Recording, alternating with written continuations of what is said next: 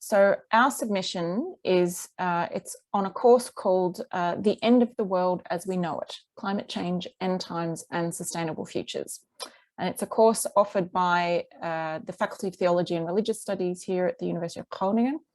The course focuses on how the relationship between humanity and nature is understood in different religious and philosophical traditions and worldviews, and how that shapes the way different communities respond to the topic of climate change.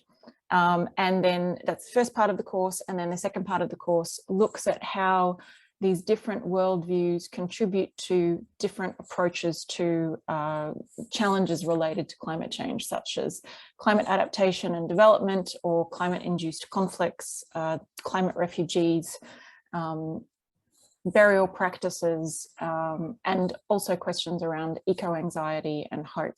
And we also talk about the loss of Indigenous heritage and land. And so a lot of the focus of the course is looking at how people's responses to climate change is not just about their religion or their religious worldviews, which is a kind of erroneous assumption that we often make, but looking at how people's worldviews are very much embedded within their identity and connected to their politics. And it's also very much contextually sensitive. So you really need to look at what's going on in specific contexts. I think the most innovative aspect of our course is that, and this was something we developed during the pandemic, but we use podcasts as the main mode of content delivery. So we have each week, students will have 2 podcast episodes that they have to listen to on the various topics that we discuss.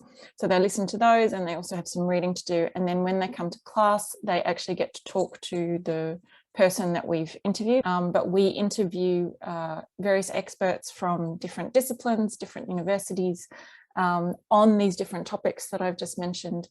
And the students get the chance to ask questions of the lecturers, the guest speakers, and explore the topic a little bit more deeply with them.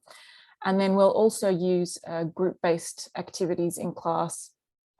The podcast episodes are probably the most innovative aspect, but I think the way that we integrate that in and try to use sort of challenge-based learning and peer review throughout the whole process, I think the combination actually works really well. And it's just a really lovely course. The students that do it are all they're very motivated. And we develop a really nice community around the course. And I'm actually quite sad when it finishes, to be honest. I think the different modes of delivery allow each student to shine. You know, some students are better with auditory learning, some are better with visual learning.